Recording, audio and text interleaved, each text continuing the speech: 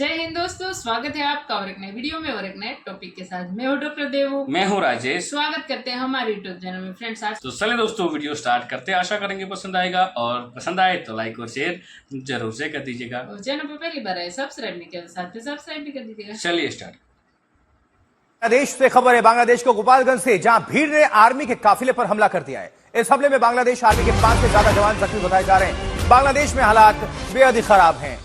वहां पर देखिए, अब खबर आ रही है बांग्लादेश के गोपालगंज में बहुत हिंसा हुई है। जवानों पर हमला किया है भीड़ ने।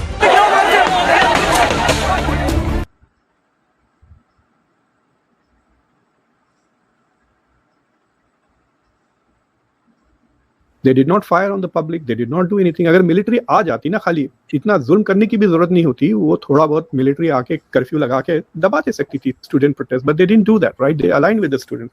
दोस्तों, जो हिंदुओं के साथ हो रहा है बांग्लादेश में, अब पूरी दुनिया जाग उठी और दुनिया भर से आवाजें निकल रही हैं। यूनाइटेड नेशन से लेकर आप देखो कि यूके, कनाडा, हर जगह अब लोग कमेंट कर रहे हैं, लोग सड़कों पे आ रहे हैं कि सेव द हिंदूज इन बांग्लादेश। बांग्लादेश में जो मिनोरिटीज, खासतौर पे हिंदू कम्युनिटी के ऊपर अटैक किया जा रहा है, उसको रोका जाए। फिर उसके बाद पाकिस्तान से हमने भी आवाज उठाई कि हाँ भाई, वैसे हम कहते हैं फलस्तीन के मुसलमान, वैसे हम कहते हैं यहाँ के मुसलमान, लेकिन इंसानियत को आगे रखते हुए अगर बांग्लादेश के हिंदू कम्युनिटी के ऊपर कुछ गलत हो रहा है तो उसे रोका जाए।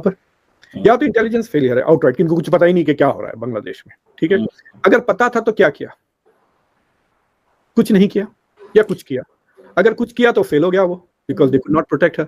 सो या तो इट्स एन इंटेलिजेंस फेलियर या it is a failure to control the thing. Basically it's a operation failure हो गया ना वो। मेरा मन खट्टा हो गया, अब मैंने मुंह फेर लिया। अब आज के बाद में दोस्तियों की, देखिए, बात दोस्ती तभी तक होती है जब तक किसी का हाथ दामन पे ना पहुंचे, किसी के कॉलर तक ना पहुंचे। जय हिंद दोस्तों, बांग्लादेश से बहुत बड़ी खबर निकल के सामने आ रही है कि वहां के मिलिट्री पे भी उनके लोग ही हमले कर रहे हैं। बांग्लादेश के सैनिकों पे हमला हुआ, खबर निकल के सामने आई। 16 से ज्यादा सैनिक घायल हुए और 21 से ज्यादा सैनिक 3 हमलों में जान गंवा बैठे। अब ये सैनिकों पे हमले कौन करवा रहा है भाई, ये पता नहीं। ठीक है, अभी तक क्लियर नहीं हुआ है कि ये शेख हसीना के समर्थक हैं या कट्टरपंथी हैं, कौन है, लेकिन सैनिकों पे हमले चालू हो चुके हैं। ठीक है, गोपालगंज जो कि बांग्लादेश का ही एक हिस्सा है, भारत में बिहार में भी गोपालगंज है, बांग्लादेश में भी गोपाल, वहां पे बहुत भीषण हमला हुआ। वहां पे सैनिकों की गाड़ी पे लगभग 400 से ज्यादा लोगों ने सैनिकों की गाड़ी ही पलट दी मिलकर। अब ये सब के सब मुसलमान है, वहां के सैनिक भी मुसलमान है, कुछ समझ नहीं आ रहा ये हो क्या रहा। फिलहाल बांग्लादेश के सैनिकों ने ही शेख हसीना को भगाया, वहां के लोगों को रोका नहीं, हिंदुओं पे हमले करने दिए। अब उसी बांग्लादेश के सैनिक पे मुसलमान हमले कर रहे हैं। मतलब ये कट्टरपंथी मदरसा वाली सोच सिर्फ और सिर्फ तबाही और बर्बादी ही जन्म देती। कोई सोच ले कि मदरसा में पढ़ के कोई प्रोफेसर बन जाए तो वो जिहाद का ही प्रोफेसर बन सकता है, मारपीट का ही प्रोफेसर बन सकता है। बांग्लादेश के गोपालगंज में सेना पर हमला हुआ है। शेख हसीना के समर्थकों पर हमले का आरोप है। तो वहां पर तख्ता पलट के बाद जो हिंसा का दौर है वो थमा नहीं है। हिंसा वहां पर अभी भी चल रही है।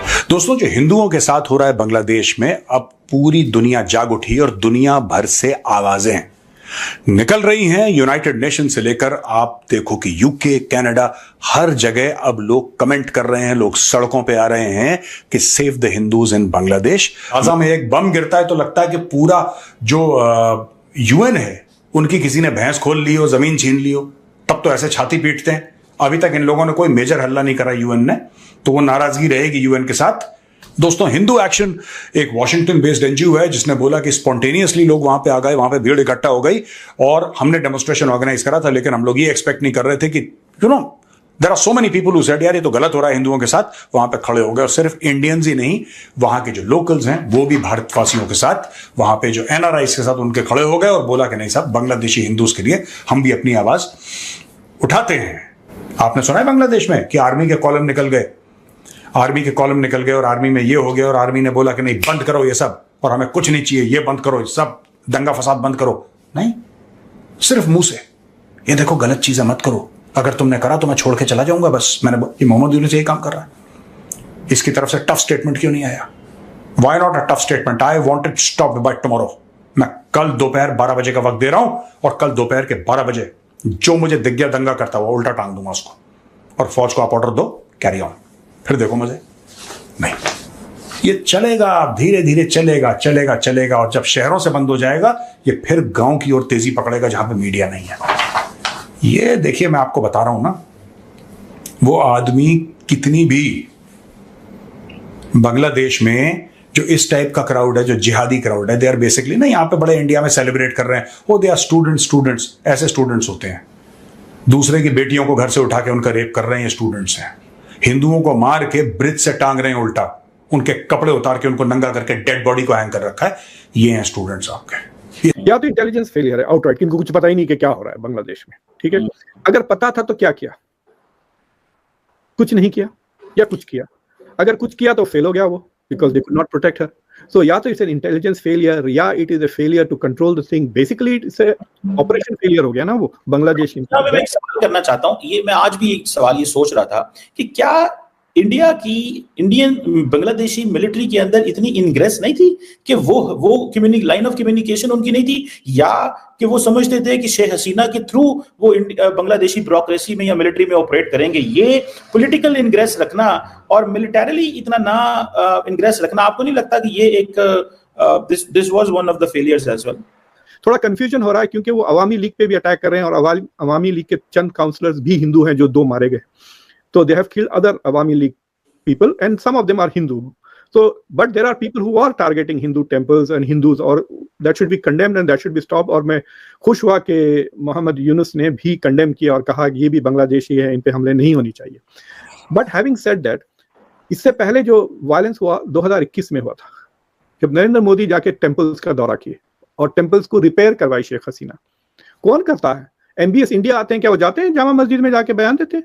हिंदुत्व पॉलिसी है दैट इज थोड़ा बहुत इरिटेट कर रही है मुस्लिम्स को in South Asia, specially Bangladesh. The only Muslim country जहां मोदी के दीवाने हैं वो पाकिस्तान में है। वो जरा आके यहाँ रहे, थोड़े आपकी लिंचिंग भी हो तो फिर पता चलेगा। बिरयानी बनाए, गाय की बिरयानी पकाएं ईद पर, फिर देखें आपके घर में घुस के आपको लटका देंगे ना, जब पता चलेगा। जैसा अभी बांग्लादेशी वहां पे गाजियाबाद में मार रहे हैं, वहां पे वीडियोस देखें आप। बांग्लादेश दे आर सेइंग कि बांग्लादेशी है, हालांकि है वो इंडियन मुस्लिम्स, गरीब लोग, उन पे हमले हो रहे हैं। सो द पॉइंट इज कि there is an anti India sentiment because of Hindutva already है इन सम सेगमेंट्स। अब बिकॉज इंडिया ने शेख हसीना के साथ इतना ओपनली क्लोज आ गया, इसलिए मैं हर शो पे कह रहा हूँ India should not give Sheikh Hasina political asylum. भाई बांग्लादेश में जो मिनोरिटीज खासतौर पे हिंदू कम्युनिटी के ऊपर अटैक किया जा रहा है उसको रोका जाए। फिर उसके बाद पाकिस्तान से हमने भी आवाज उठाई कि हाँ भाई वैसे हम कहते हैं फलस्तीन के मुसलमान, वैसे हम कहते हैं यहाँ के मुसलमान, लेकिन इंसानियत को आगे रखते हुए अगर बांग्लादेश के हिंदू कम्युनिटी के ऊपर कुछ गलत हो रहा है तो उसे रोका जाए। अब हमें अभी से पहले तक ये बताया जा रहा था कि भाई ये सिर्फ प्रोपोगंडा किया जा रहा है, ये इंडिया का मीडिया सिर्फ प्रोपोगंडा कर रहा है, लेकिन अब कायदा तौर पे ये चीज क्लियर हो गई है क्योंकि बांग्लादेश के जो अभी इंटरिम गवर्नमेंट के प्रेसिडेंट है उन्होंने खुद ये बोला है कि भाई अगर बांग्लादेश में मिनोरिटीज के ऊपर जो अटैक है उसे ना रोका गया तो मैं रिजाइन कर दूंगा। फिर इसराइल ने इसके ऊपर आवाज उठाई और अब बड़ी खबर ये है जिसके ऊपर पाकिस्तान की पब्लिक से, पाकिस्तान की यूथ से हम बात करेंगे, पूछेंगे कि आखिर क्या वजह है कि अब यूनाइटेड नेशंस भी इस बात पर बोल उठा है कि भाई बांग्लादेश में मिनोरिटीज के ऊपर जुल्म हो रहे हैं, इसे फौरन रोका जाए। हम कब बोलेंगे? हम एक ही चीज को मतलब इंसानियत की नजर से कब देखेंगे? जहां भी जुल्म हो, चाहे पाकिस्तान में हिंदू कम्युनिटी के ऊपर, मिनोरिटीज के ऊपर जुल्म हो, या बांग्लादेश में हो, या कहीं पे भी हो, हम उसके ऊपर चुप क्यों रहते हैं? क्या हमें बोलना चाहिए या नहीं बोलना चाहिए? तो विद फैक्ट्स बात करें, क्या वजह है बांग्लादेश में मिनोरिटीज पे अटैक क्यों नहीं रुक रहा? अब तो गवर्नमेंट भी चेंज हो गई, अब तो वहाँ पे जो उनकी मर्जी, जो स्टूडेंट्स थे उनकी मर्जी के प्रेसिडेंट भी आ गए।